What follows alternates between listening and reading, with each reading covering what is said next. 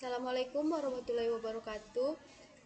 Pada kesempatan kali ini saya akan membacakan hasil presentasi saya, yaitu yang berjudul Analisis Pengaruh Rasio terhadap Retur Saham LQ45 tahun 2007 sampai 2010.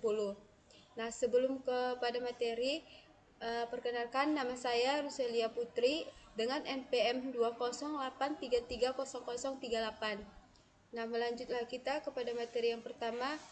Ada bab 1 pendahuluan. Nah, di sini ada latar belakang.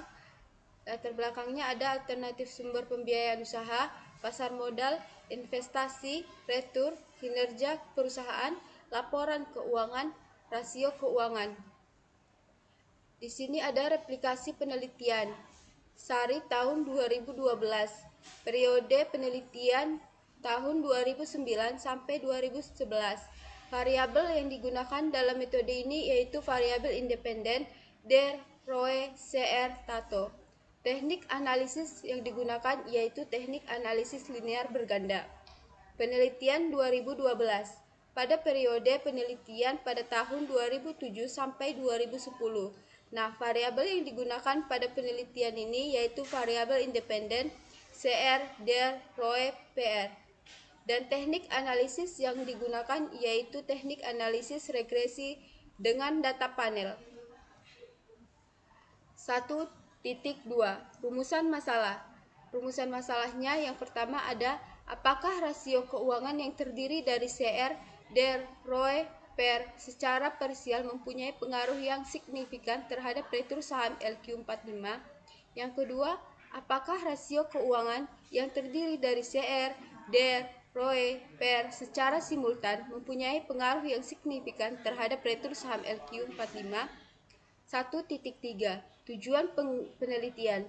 Tujuan penelitian di sini meliputi untuk mengetahui pengaruh rasio keuangan yang terdiri dari CR, Der, Roe, dan Per secara parsial terhadap retur saham LQ45. Yang kedua, untuk mengetahui pengaruh rasio keuangan yang terdiri dari CR, Der, Roe, dan Per secara simultan terhadap retur saham LQ45. 1.4 Manfaat penelitian. Manfaat penelitian bagi emiten yaitu sebagai bahan pertimbangan dalam rangka pengambilan kebijakan yang berkaitan dengan kinerja keuangan perusahaan.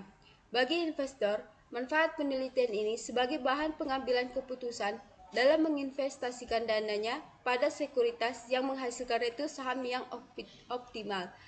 Bagi penulis, manfaat penelitian ini yaitu dapat menambah pengetahuan dan keterampilan dalam melakukan penganalisaan terhadap pasar modal, khususnya mengenai retur saham.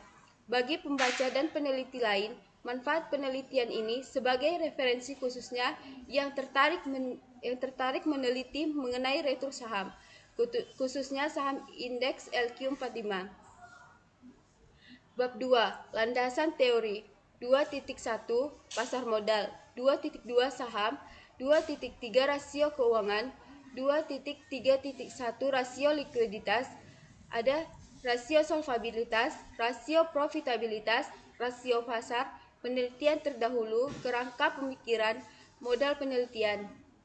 Nah, hipotesis.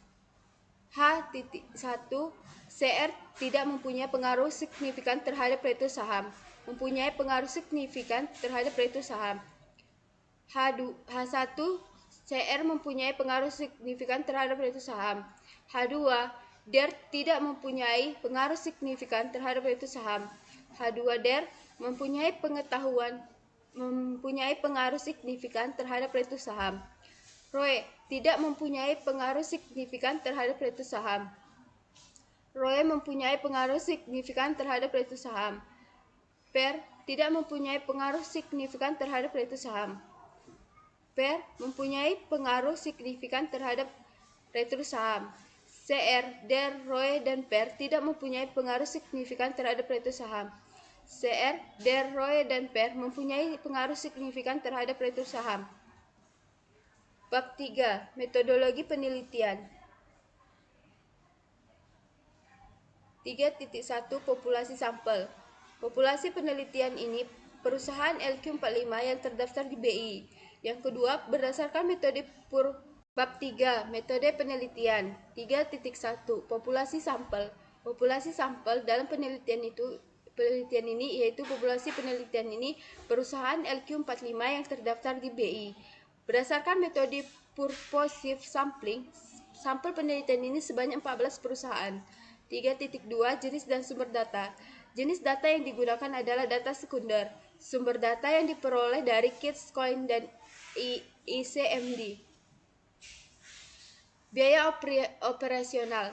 Nah, di sini ada variabel retur saham Y. Definisi operasionalnya hasil yang diperoleh dari perolehan investasi di dalam saham LQ45. Metode pengukurannya ada PR sama dengan PT dikurang PT kurang 4 per P1T4.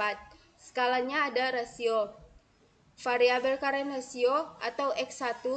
Definisi operasionalnya rasio yang mengukur kemampuan perusahaan memenuhi utang jangka pendeknya dengan menggunakan aktiva lancar. Metode pengukuran current ratio sama dengan aktiva lancar per utang lancar. Skalanya ada rasio. Variabel debt to equity ratio X2. Rasio ini menggambarkan sejauh mana model pemilik dapat menutupi utang kepada pihak luar. Metode pengukurannya debt to equity ratio sama dengan total utang per modal. Skalanya ada rasio. Variabel ROE atau X2. Rasio ini untuk mengetahui sebesar kembalian yang diberikan oleh perusahaan untuk setiap rupiah modal dari pemilik. Metode pengukuran yang digunakan yaitu ROE sama dengan laba bersih per equity. Skalanya ada rasio. Variabel PER X3. PER melihat harga saham relatif terhadap earning-nya.